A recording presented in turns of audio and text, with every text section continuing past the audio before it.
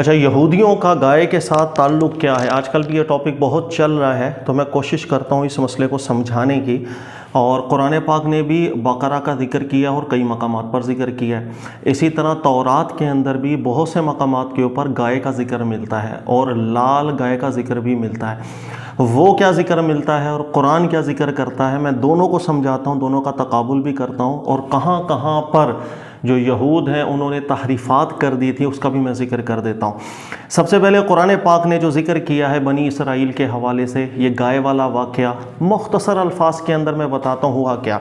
دیکھیے گا، بنی اسرائیل یہ جب بھی انبیاء کرام علیہ السلام اس میں تشریف لائے ہیں، اسرائیل حضرت یعقوب علیہ السلام کے بعد سے، تو یہ جو قوم ہے اس کا مزاج ایسا رہا ہے کہ اس کے دو دڑے رہے ہیں۔ ایک دڑا تو منہم امۃ مقتصدہ، وہ بالکل مخلص ہوا کرتا تھا اللہ کے نبیوں کے ساتھ، اللہ کے رسولوں کے ساتھ، سچے دل کے ساتھ ان کی حمایت کرنا، مدد کرنا، سب کچھ۔ اور ایک دڑا اس میں شروع سے ہی ایسا رہا ہے جس کا ذکر قرآن پاک میں ملتا ہے کہ وہ ایک دل سے، جسے کہتے ہیں نبیوں کا ساتھ دینا، ایسا نہیں، بلکہ ان کا مزاج ایسا رہا ہے، ہیلے بازیاں کرنا، اللہ کے حکم کو ٹھیک طریقے سے عمل میں نہیں لے کر آنا، اعتراض پر اعتراض کرتے رہنا۔ تو یہ دو دڑوں کا ذکر قرآن پاک کے اندر بنی اسرائیل کے حوالے سے چلتا ہوا آیا، اور بہت جگہوں کے اوپر اس کا ذکر بھی ہے۔ یہی وجہ ہے کہ قرآن پاک میں آپ دیکھیں گے تو کئی مقامات پر بنی اسرائیل کی تعریف بھی کی جاتی ہے کہ اس میں بہت سے نیک لوگ گزرے ہیں، نیک لوگ ہیں بھی، اور بڑی اچھی امت بھی گزری ہے۔ اس کے ساتھ ساتھ بنی اسرائیل نے جو جرائم کیے ہیں، انبیاء کرام علیہ السلام کے ساتھ جو دھوکے کیے ہیں، جو انبیاء کرام علیہ السلام کو قتل کرنے کے درپے ہوئے ہیں، رسولوں کو قتل کرنے کے درپے ہوئے ہیں، جتنے ہیلے بازیوں کے اندر یہ لگے رہے ہیں، ان سب کا ذکر بھی اللہ رب العزت نے تفصیل کے ساتھ ذکر کیا۔ اچھا، ابھی میں چونکہ بنی اسرائیل کو بالکل تفصیل کے ساتھ ذکر نہیں کر رہا، میں مختصر یہ گائے کے حوالے سے آپ کو میں ذکر کر دیتا ہوں۔ حضرت موسیٰ کریم علیہ السلام جب تشریف لائے اور بنی اسرائیل کے ساتھ پورا فرعون والا واقعہ قرآن نے ذکر کیا، حضرت موسیٰ علیہ السلام بنی اسرائیل کو لے کر تشریف لے گئے۔ اچھا، یہاں پر بھی بنی اسرائیل کی جو قوم تھی یہ دو حصوں میں تھی۔ ایک تو وہ لوگ تھے جو سچے دل کے ساتھ حضرت موسیٰ علیہ السلام کے ساتھ چلتے رہے، اور ایک ٹکڑا ویسا ہی کہ جس نے بس ہیلے بازیاں کرنا، اللہ کے حکم کو کوئی خاطر میں نہیں لانا۔ اچھا، یہ جو ٹولہ تھا کہ جو اللہ کے حکم کو بالکل خاطر میں نہیں لانے والا تھا، اللہ کے نبیوں کی بھی توہین کرنے والا تھا، اس کے دل میں شروع سے ہی ایک تمنا تھی کہ ہمارے لیے بھی کاش کوئی خدا ایسا ہو، جیسے یہ بت پرست ہوتے ہیں، ان کے سامنے ایک فزیکلی کوئی چیز پڑی ہوتی ہے، ان کی عبادت کرتے ہیں، اور ہمیں بھی کاش ایسا مل جائے۔ اس کا ذکر بھی اللہ تعالیٰ نے قرآن پاک میں کیا، اعلیٰ قوم یعکفون علی اصنام لہم قالوا یا موسیٰ اجعل لنا آلہہ کما اجعل لنا الہا کما لہم آلہہ، ہمارے لیے بھی ایک ایسا فزیکل کوئی چیز بنا دیجئے کہ جس طرح یہ جو قوم ہے وہ اپنے سامنے کسی چیز کو رکھ کر عبادت کرتی، ہم بھی کریں۔ تو یہ جو چیز ان کے دل کے اندر تھی، کیونکہ یہ بہت زیادہ مخلص نہیں تھے یہ جو ٹولہ تھا، تو ایسی فرمائشیں وہ حضرت موسیٰ علیہ السلام سے کرنا یا دیگروں سے کرنا، یہ ان کا وتیرہ چلتا رہا تھا۔ اچھا، اب کیا ہوا، جب بھی اللہ کے رسول اس دنیا میں تشریف فرما ہوتے ہیں تو اب جو سامنے قوم ہوتی ہے، یاد رکھ لیجئے گا، اس کے اندر جو مخلص لوگ ہوتے ہیں انہیں انعامات بھی بہت زیادہ ملا کرتے ہیں، اور جو نافرمان ہو جاتے ہیں ان کے لیے سزائیں بھی بڑی سخت ہوتی ہیں، اس دنیا سے ہی ان کی گرفت ہو جایا کرتی ہے، دنیا میں بھی، برزخ میں بھی، آخرت میں بھی۔ اس لیے کہ رسول کے سامنے جو قوم ہوتی ہے وہ ویسے نہیں ہوتی جس دور میں رسول نہیں ہوتے، اس لیے کہ رسول کی موجودگی میں وہ اللہ کی نشانیاں دیکھ رہے ہوتے ہیں، معجزات دیکھ رہے ہوتے ہیں، اللہ کے کلام آ رہے ہوتے ہیں، حق ان کے اوپر اس طرح واضح ہوتا ہے جیسے یہ سورج ہے، کسی کو اختلاف نہیں کہ سورج ہے اور یہ چمکتا ہے۔ لہٰذا اب جو مخلص ہوتے ہیں ان کے لیے اجر بھی بہت زیادہ ہے، ان کے لیے جو مشکلوں پہ صبر کیا اس پر اجر ہے، اور جو نافرمان ہوتے ہیں چونکہ وہ بالکل حق واضح ہونے کی بنیاد پر نافرمان ہو رہے ہوتے ہیں، ان کے لیے سزائیں بھی بہت ہوا کرتی ہیں۔ یہی وجہ ہے کہ یہ جو قوم تھی کہ یہ جو ایک ٹولہ تھا کہ جس کو میں ذکر کر رہا ہوں کہ جو نافرمان ٹولہ تھا، ان کے لیے آگے بہت سی سزائیں بھی آئیں۔ اب ہوا یہ کہ یہ جراثیم ان کے دلوں کے اندر، اس ٹولے کے اندر پیدا ہو گیا کہ ہمارے لیے بھی کوئی خدا ہونا چاہیے، بس فزیکلی ہونا چاہیے، ہم بھی اس سے باتیں کریں وغیرہ وغیرہ۔ پھر قرآن پاک ذکر کرتا ہے کہ حضرت موسیٰ کریم علیہ السلام فرعون غرق ہو جانے کے بعد کی بات ہے اللہ رب العزت نے آپ کو بلایا تھا اور تورات کے آپ کو نسخے دینے تھے تاکہ پھر معاملہ شریعت کا آگے چلے. تو حضرت موسیٰ علیہ السلام جب جانے لگے تو حضرت ہارون علیہ السلام کو پیچھے آپ وزیر مقرر کر کے گئے تھے، نائب مقرر کر کے گئے تھے، قوم کا خیال رکھا جائے کہ ان کے اندر کسی بھی طرح کا فتنہ نہ ہو. جب حضرت موسیٰ علیہ السلام تشریف لے گئے تو ایک شخص ہے جس کا ذکر قرآن کرتا ہے، سامری. اسی نام کا ایک ذکر آتا ہے تورات کے اندر بھی، زمری. میں تورات کا ذکر بعد میں آپ کو بتاؤں گا، لیکن ابھی قرآن پاک کا ایک خلاصہ میں آپ کے سامنے رکھتا ہوں. سامری نے کیا کیا، اس موقع کا فائدہ اٹھایا. اس کے پاس ہنر بہت زیادہ تھا، وہ آئیڈلز وغیرہ، بت وغیرہ بنانے کا بہت زبردست قسم کا ماہر انسان تھا. اچھا، دل سے وہ مسلمان ایک نہیں تھا، اوپر سے تھا، اور قوم کے اندر آ گیا. جب اس نے دیکھا کہ ایک بہت بڑا ٹولہ ایسا ہے کہ جس کے اندر یہ ایک تمنا ہے کہ ہمارے لیے بھی کوئی ایک آئیڈل ہو، سامنے ہو، ہم اس کی عبادت کریں، ہم بھی اس سے باتیں کریں. اس نے پھر اس گروہ کو اپنے ساتھ ملایا اور ورگلانا شروع کیا کہ بھائی میرے پاس وہ ہنر ہے، میں تمہارے لیے خدا بنا سکتا ہوں، میں فلاں قوموں میں بھی رہا ہوں اور میں نے وہاں پر بھی ایسا کیا، وہ لوگ بھی اس خدا کی عبادت کرتے ہیں. یہ ٹولہ چونکہ پہلے سے ہی اپنے دل کے اندر بڑا کمزور تھا اس معاملے میں اور خواہش رکھتا تھا کہ ہمارے لیے بھی کوئی فزیکلی ایک خدا سامنے ہو جائے، تو یہ ان کی باتوں کے اندر آ گیا. اس نے ان سے زیورات وغیرہ لیے اور اس سے ایک جسد اللہ خوار، ایک بچھڑا ٹائپ بنا دیا، اور اس کے اندر ایسی کاریگری بھی اس نے دکھائی کہ ہوا کا جب گزر ہوتا تھا تو اس میں سے آوازیں بھی آنا شروع ہو جاتی تھی. اچھا، اس کے بعد کیا ہوا، حضرت ہارون علیہ السلام چونکہ اس وقت موجود تھے، قرآن کے بیان کے مطابق حضرت ہارون علیہ السلام نے اس شرکیہ معاملات کی بالکل تائید نہیں کی تھی. انہیں سمجھایا، پیار سے سمجھایا، اخلاق سے سمجھایا، ہر طرح سمجھایا. صرف ایک یہ تھا کہ حضرت ہارون علیہ السلام نے سختی نہیں برتی تھی. حکمت عملی کے تحت، جس کو قرآن ذکر کرتا ہے کہ جب حضرت موسیٰ علیہ السلام واپس تشریف لائے تھے، حضرت ہارون علیہ السلام کو ڈانٹا تھا کہ آپ کو ہم نائب بنا کر گئے تھے، یہ فتنہ کیسے ہو گیا کہ یہ غیر اللہ کی عبادت کرنے لگ گئے. تو حضرت ہارون علیہ السلام نے عذر بیان کیا تھا کہ ہم نے اس میں کوئی بھی اس شرکیہ معاملات کے اندر ہمارا دخل نہیں ہے. ہم نے سختی اس لیے نہیں بری تھی، فرقتا بین بنی اسرائیل، کہ اگر ہم سختی کر لیتے تو یہ فرقے بن جاتے، فرقے بنتے پھر آپ کے آنے سے بھی مسئلے حل نہیں ہوتے. ایک دفعہ فرقہ واریت ہو جائے، دلوں میں نفرتیں بیٹھ جائیں، اس کے بعد پھر لوگ حل کی طرف نہیں جاتے، اسی نفرتوں کے اندر آگے بڑھ جاتے ہیں. تو اس قوم کو ہم نے ایک رکھا ہے، یہ فتنہ ضرور آ گیا، اس لیے ہم نے سختی نہیں برتی تھی. یہ عذر حضرت ہارون علیہ السلام نے رکھا تھا. یہ قرآن کا بیان ہے، یہ ذہن میں رکھیے گا. جب میں تورات ذکر کروں گا تو آپ کو پتہ چل جائے گا وہاں کیسی کیسی تبدیلیاں ہو چکی ہیں اور وہاں تصور کیوں بگڑ گیا. اچھا، اب یہاں پر ایک چیز میں بتا دوں، مفسرین سے اکثر یہ غلطی ہو جاتی ہے کہ وہ یہاں ایک روایت لے کر آ جاتے ہیں سامری کے حوالے سے، کہ جب سامری سے حضرت موسیٰ علیہ السلام نے پوچھا تھا کہ بھئی سامری، ما خطبک یا سامری، یہ حرکت تو نے کیوں کی ہے؟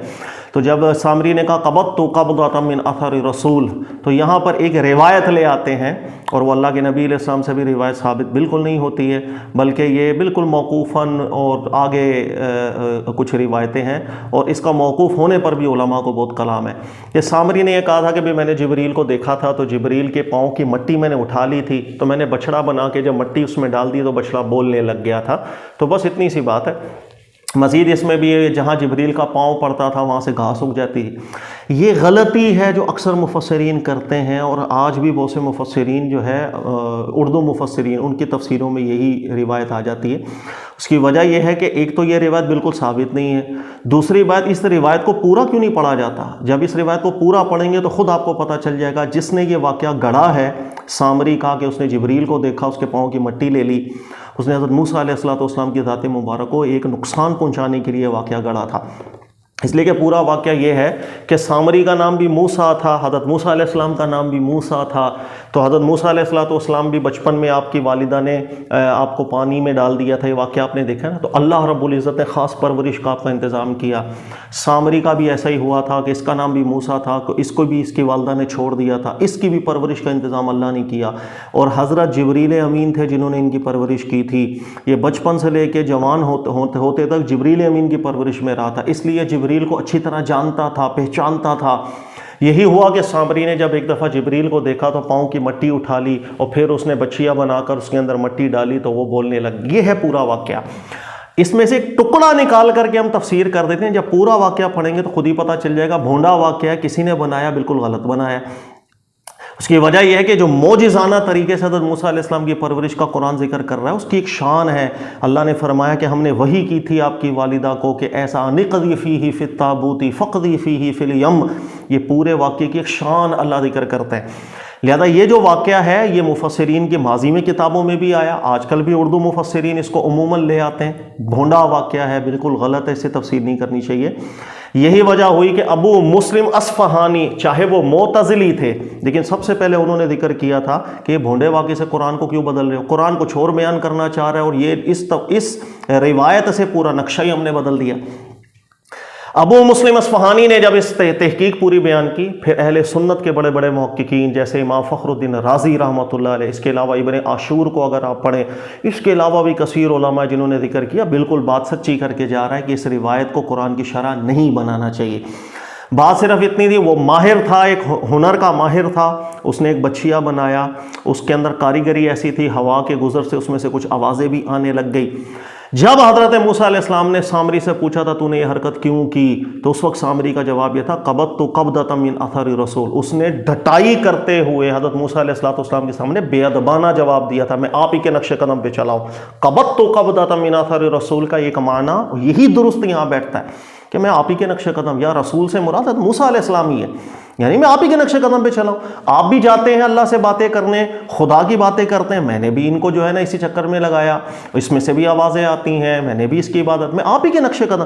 اسی ڈٹائی کی وجہ سے اور اقرار جرم کی وجہ سے کہ ایک تو شرک میں قوم کو لگا دیا اور اوپر سے کہہ رہا ہے کہ رسول کے نقش قدم پہ چلا۔ حضرت موسیٰ علیہ السلام نے فرمایا تھا اللہ کی طرف سے اب تیرے لیے عذاب ہے کہ تو زندگی بھر لوگوں کو کہتا رہے گا لا مساس۔ بہرحال یہ واقعہ اب تفصیل میں نہیں جا رہا۔ اچھا پھر کیا ہوا کہ اب قوم جب بت پرستی کے اندر لگ گئی، حضرت موسیٰ علیہ السلام تشریف لائے۔ حضرت موسیٰ علیہ السلام نے پھر اس قوم کو سمجھانے کی بہت کوشش کی، جو سمجھدار تھے وہ سمجھنا شروع ہو گئے، لیکن وہ جو طبقہ تھا جس کے دل میں پہلے سے ہی ایک مرض تھا، حضرت موسیٰ علیہ السلام کی بات نہیں ماننا، اب وہ بچھڑے کی عبادت نہیں چھوڑے، بلکہ بچھڑے کی محبت ان کے دلوں میں اس قدر رچ بس گئی تھی کہ اسی کو قرآن بھی ذکر کرتا ہے وَأُشْرِبُوا فِي قُلُوبِهِمُ الْعِجْلَ بِكُفْرِهِمْ، کہ اس کفر کی وجہ سے وہ جو رچ بس گئی تھی ان کے دلوں کے اندر یہ بچھڑے کی محبت۔ حضرت موسیٰ علیہ السلام نے بہت سمجھایا، لیکن وہ اس شرک کے اندر بہت آگے چلے گئے۔ جو سمجھنے والے تھے سمجھ گئے، توبہ تائب ہو گئے، لیکن جو بالکل ہٹ درم ہو چکے تھے، حق واضح ہو چکا تھا، اور باقاعدہ سے پھر وہ تبلیغ بھی کرنے لگ گئے تھے اس شرک کی کہ بھائی بچڑی ہی خدا ہے، ہم نے اسی کی عبادت کرنی۔ پھر اللہ رب العزت کی طرف سے ان کے لیے سزا جاری ہوئی، جس کو سورہ بقرہ میں اللہ ذکر کرتے ہیں فَاقْتُلُوا أَنفُسَكُمْ ذَلِكُمْ خَيْرٌ لَكُمْ عِنْدَ بَارِئِكُمْ۔ پھر ان کے خلاف تلوار نکال لی گئی تھی اور جہاد کیا گیا تھا اور قتل کر دیا گیا تھا ان تمام شر پسند عناصروں کو جو اللہ کے رسول کی موجودگی کے اندر شرک کی کھلے عام تبلیغ کرنے لگ گئے، اور اللہ کے رسول کے سمجھانے پر بھی انہوں نے پھر توبہ طائب وہ نہیں ہوئے تھے۔ یہ جب معاملہ ہو گیا، لیکن بہرحال ایک وہ جسے کہتے ہیں نا کہ ایک دل کے اندر اللہ نے فرمایا کہ بچھڑے کی محبت بالکل غرق ہو گئی تھی، اور ایسے یہ ڈوب گئے تھے اس محبت کے اندر کہ اس کے اثرات بھی بات آج تک چلتے ہوئے آ رہے ہیں قوم یہود کے اندر۔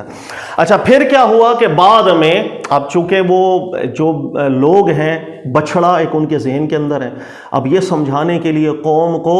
کہ خالق اور مالک اللہ ہے،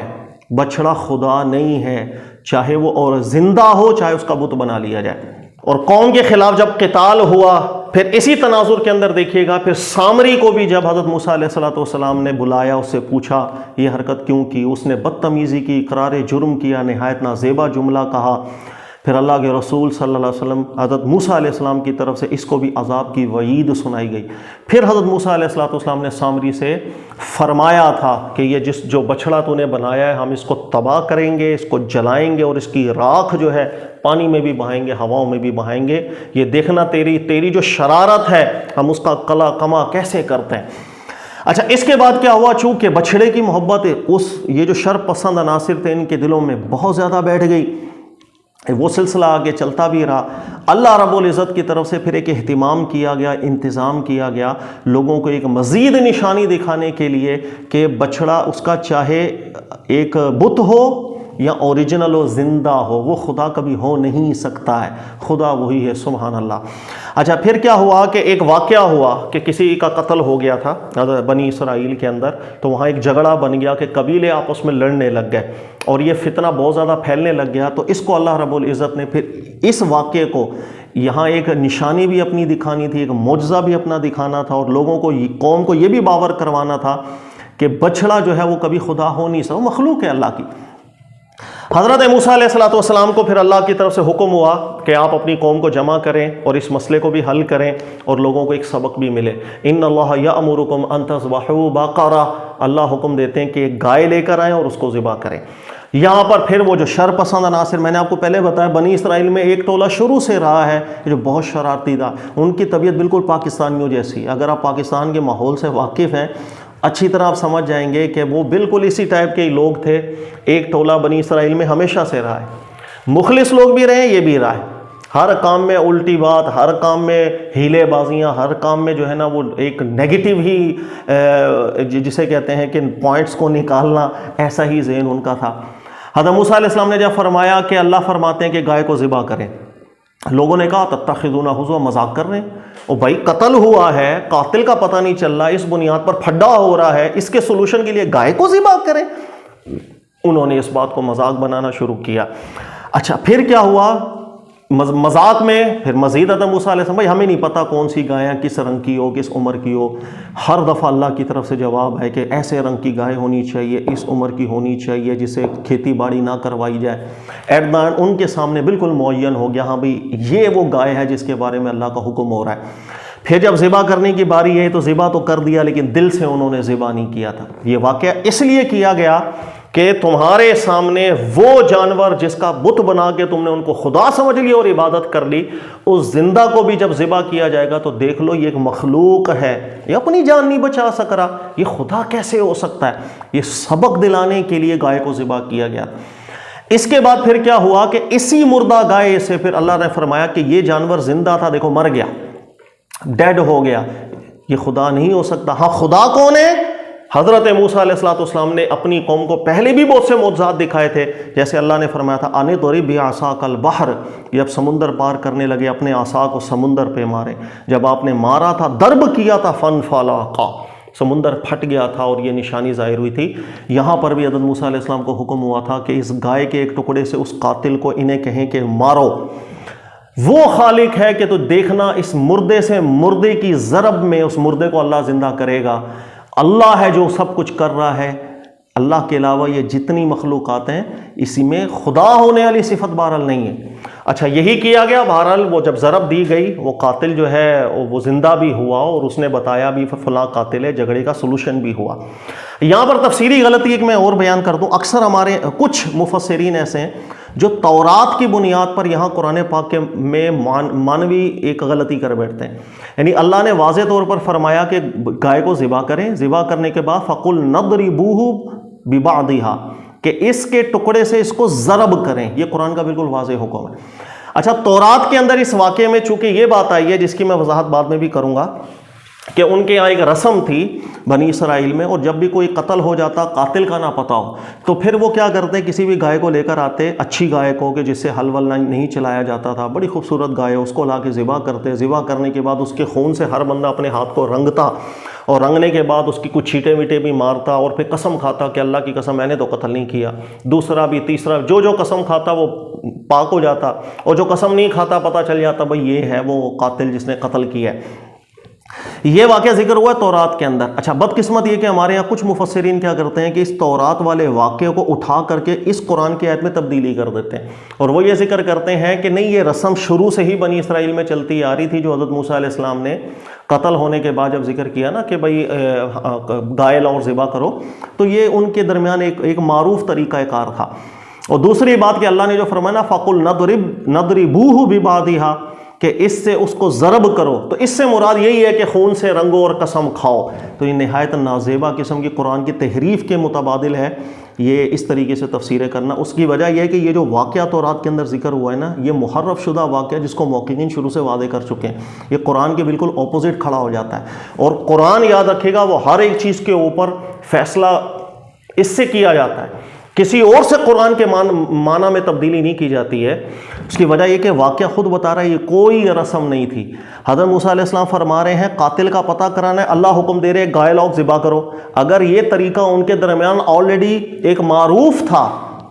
تو اس کے اوپر اس قوم کا یہ کہنا کہ قاتل کا پتہ کرانے کے لیے گائے لائیں، اتتخذون ہزوا، مذاق کیوں کر رہے ہیں، یہ جملے کا سوال ہی پیدا نہیں ہوتا اگر یہ رسم بنی اسرائیل میں آلریڈی چلتی ہوئی آ رہی تھی۔ تو وہ پھر بنی اسرائیل یہی کہتے ہیں ہاں یہی طریقہ ہے قاتل کا پتہ کرانے کے لیے کہ ہم گائے لاتے ہیں، ذبح کرتے ہیں، خون سے رنگتے ہیں اپنے جسم کو، ہاتھوں کو، اور قسم کھاتے ہیں۔ لیکن جب بنی اسرائیل آگے سے کہ یہ کیا مذاق ہے بھائی، پتہ قاتل کا کرانا ہے اور گائے کو ذبح کرنا ہے، اس کا کیا تعلق ہے؟ یہ اسی صورت میں جملہ متحقق ہوگا کہ یہ رسم نہیں تھی۔ اس لیے محققین علماء فرماتے ہیں تورات میں جو واقعہ قسامت کے حوالے سے ذکر ہوا یہ محرف شدہ ہے، جو قرآن کے بالکل روح کو ہی مار دیتا ہے۔ لیکن بدقسمتی سے ہمارے یہاں کچھ مفسرین آج کل کے ہیں وہ اس واقعے سے قرآن کو بدل دیتے ہیں، یہ نہیں کرنا چاہیے۔ یہ مختصر طریقے سے میں نے آپ کو ذکر کیا کہ حضرت موسیٰ علیہ السلام کے زمانہ مبارک میں بنی اسرائیل جو قوم تھی اس میں وہ ٹولہ جس کے دلوں میں ایک مرض تھا، کچی تھی، انہوں نے کیا کیا کیا اور یہ گائے والا واقعہ کیا ہوا، یہ کیسے فتنہ پیدا ہوا، یہ پوری تفصیل میں نے آپ کو ذکر کر دی۔ اچھا، اب تورات کے اندر ہم دیکھتے ہیں تورات میں ہوا یہ کہ سب سے پہلی چیز کہ گائے کا جو واقعہ ہے قرآن ذکر کرتا ہے کہ یہ فتنہ پیدا کیا تھا سامری نے۔ حضرت موسیٰ علیہ السلام تشریف لے گئے تھے، پیچھے حضرت ہارون علیہ السلام تشریف فرما ضرور تھے، لیکن اس فتنے کا سرگنا تھا سامری۔ لیکن بدقسمتی ہوئی ہے کہ تورات کے اندر چونکہ کتابوں میں تحریف ہو چکی ہے اور اپنی طرف سے نعوذ باللہ بدل دیے گئے معاملہ، اس لیے تو قرآن نازل ہوا کہ ہر چیزوں کو پھر ٹھیک کیا اس نے۔ سامری کی جگہ بدقسمتی یہ ہوئی کہ حضرت ہارون علیہ السلام کا نام لکھ دیا تورات میں۔ یہی واقعہ تورات میں جو مذکور ہے اس کے اندر حضرت ہارون علیہ السلام کا ذکر ہے۔ وہ کیسے ہیں وہ میں ذکر کر دیتا ہوں کہ اجتماعت الشعب علی ہارون وقالوا له قم اصنع لنا آلہہ فقال لهم ہارون۔ حضرت موسیٰ علیہ السلام جب تشریف لے گئے پوری قوم حضرت ہارون علیہ السلام کے پاس آ گئی اور کہنے لگی کہ ہمارے لیے خدا بنا کر کے دیں۔ تو حضرت ہارون علیہ السلام نے ان سے کہا چلو سونا زیور وغیرہ لے کر کے آؤ۔ جب وہ لے کر آ گئے تو آپ نے اس کو ڈھالا اور ایک بچھڑا بنا دیا۔ پھر حضرت ہارون علیہ السلام نے نعوذ باللہ من ذالک بنی اسرائیل کو کہا کہ یہ ہے تمہارا معبود، اس کی عبادت کرو۔ تو نعوذ باللہ من ذالک تورات کے اندر اس چیز کی یہ تحریف ہے۔ قرآن اس کو بالکل واضح کرتا ہے کہ حضرت ہارون علیہ السلام کا اس کفر و شرک سے کوئی تعلق نہیں تھا، بلکہ وہ اسے منع ہی کرتے رہے تھے۔ سختی اس انداز کی سختی نہ کر سکے کہ یہ فرقوں میں بٹ جاتے، کل کو پھر اصلاح کی طرف کوئی نہ آتا۔ حضرت موسیٰ علیہ السلام کا ایک حکمت کے تحت انتظار کر رہے تھے آپ آئیں گے پھر مسئلے کو ہم حل کرتے ہیں،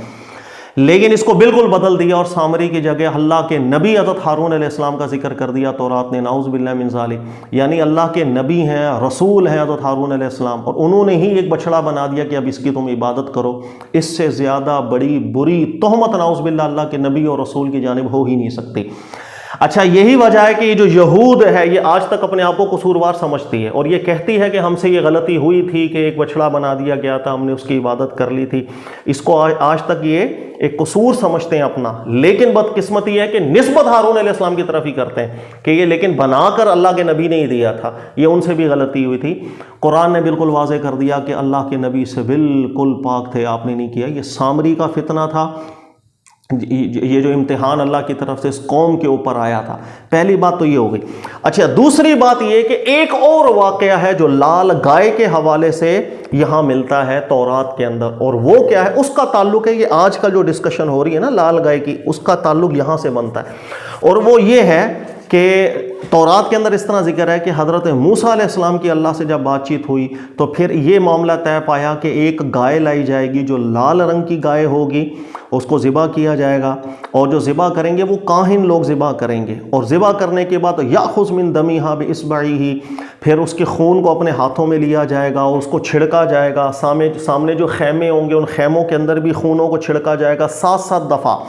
اس کے بعد گائے کو جلا دیا جائے گا سب کے سامنے، اس کی کھال کو بھی جلا دیا جائے گا، گوشت کو بھی جلا دیا جائے گا، خون کو بھی، گوبر کو بھی، سب چیزوں کو جلا دیا جائے گا۔ جب ایسا کر لیا جائے فَتَكُونُ لِجَمَاعَةِ بَنِي اسرائیل، تو یہ جماعت بنی اسرائیل کے لیے ایسا ذبیحہ کہلائے گا جس سے تمام ان کے گناہ معاف ہو جائیں گے۔ اس واقعے کو ایک الگ انداز کے اندر تورات نے ذکر کیا ہے۔ اس واقعے کو جس وقت محققین علماء نے دیکھا کیا قرآن اس کی تصدیق کرتا ہے یا نہیں، اس لیے کہ جو پچھلی آسمانی کتابیں چونکہ وہ محرف شدہ ہیں، یاد رکھ لیجئے گا اس کو جانچنے کا پیمانہ بھی ایسا ہی ہے جیسے ہم حدیثوں کو جانچتے ہیں، روایتوں کو، چونکہ روایتوں میں بھی انسانی دخل ہے، اس میں بھی انسانی دخل ہے۔ قرآن کی مطابقت کی بات ہوگی مانی جائے گی، قرآن کی مخالفت میں بات نہیں مانی جاتی۔ اسی طرح روایتوں میں بھی مطابقت کی بات مانی جاتی ہے، مخالفت کی نہیں۔ ایک اصول میں فرق آ جاتا ہے، اگر کوئی بات ایسی ہے پچھلی آسمانی کتابوں میں کہ قرآن اس کی نہ تصدیق کر رہا ہو نہ تکذیب کر رہا ہو، اب کیا کیا جائے؟ یہاں پر اصول تھوڑا الگ ہو جاتا ہے۔ روایتوں کے اندر اگر ایسی کوئی روایت ہمارے سامنے آتی ہے قرآن نہ تصدیق کر رہا ہے نہ تکذیب کر رہا ہے، نہ وہ قرآن کے مخالف ہے نہ ہم کہہ سکتے ہیں کوئی واضح آیت ہے جس کے مطابق ہے،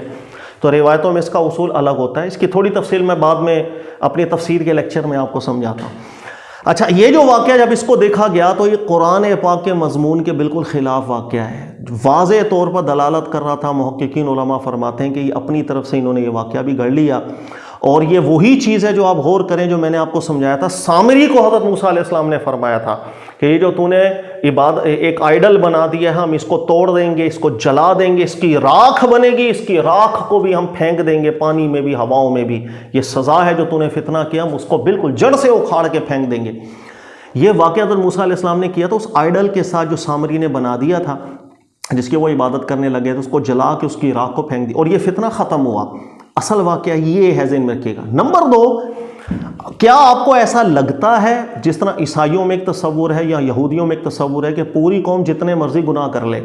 اور گناہوں سے لت پت ہو جائے اور پوری قوم پاک صاف ہونا چاہتی ہو تو ایک گائے کو لے کر آئیں، اسے ذبح کریں اور اس کو جلا دیں، اس کو جلانے کے بعد اس کا پہلے خون لے کر کے تھوڑا چھڑک دیں، اس کے بعد اس کو پورا کا پورا جلا دیں، اس کی راکھ بنا دیں، تو پوری قوم سے ہر طرح کا گناہ صاف ہو جائے گا۔ جس نے قتل کیا معاف، جس نے زنا کیا معاف، جس نے چوری کی معاف، جس نے ڈکیتی کی معاف۔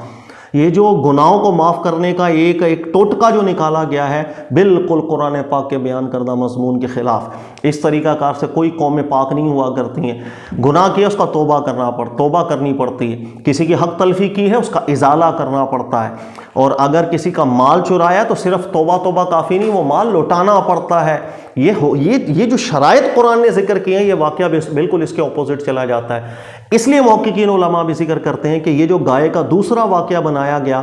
جو حضرت موسیٰ علیہ السلام نے اس بت کو جلا کے اس کی راکھ کو بالکل پھینک دیا، اسی سے مشابہ ایک واقعہ بنا دیا، اور اپنی قوم کا دل خوش کرنے کے لیے کہ بھائی پوری قوم جب بہت زیادہ گناہ میں ملوث ہو جائے پریشان مت ہونا، صرف ایک گائے لے کر آئیں گے، اس کو ذبح کریں گے، جلا دیں گے، پوری قوم سے گناہ صاف ہو جائیں گے۔ یہ اصل میں بات ہے۔ تو یہ بالکل واقعہ بھی ہمارے نزدیک قرآن کی مطابقت کے اندر نہیں بیٹھتا ہے۔ یہی وجہ ہے کہ آج کل بھی چرچے چل رہے ہیں بہت زیادہ، بھی لال گائیں آئیں گی ان کو ذبح کیا جائے گا۔ ایک مقصد تو یہی ہو سکتا ہے جو تورات میں ذکر ہے، اور ایک وجہ یہ ہے کہ جو آخرت کے حوالے سے کچھ پیش گوئیاں ہیں کہ یہاں پر جب ایک ٹیمپل بنا دیا جائے گا تو ہم گائے ذبح کریں گے۔ اس کا ذکر تورات میں بہرحال کچھ بھی نہیں ملتا، یہ ان کے کچھ جو علماء تھے ان کی طرف سے یہ باتیں ضرور آئی ہیں کہ ایسا ہوگا آخری وقت کے اندر فلاں ہوگا تو گائے ذبح کی جائے گی وغیرہ وغیرہ، لیکن اس کا تورات میں کوئی ثبوت نہیں ملتا۔ تو یہ میں نے ایک مختصر سا خاکہ کھینچا ہے کہ گائے کا قصہ کیا۔ گائے کا قصہ بہت پرانا ہے، بڑا گہرا تعلق ہے۔ یہ ایک واقعہ ہوا تھا اور اس واقعے میں ایسا فتنہ ہوا، اس فتنے کو تو موسیٰ علیہ السلام نے بھی پہلے ہینڈل کیا، لیکن وَأُشْرِبُوا فِي قُلُوبِهِمُ الْعِجْلَ، یہ جو بچھڑا ہے نا یہ ان کے دلوں میں رچ بس گیا تھا۔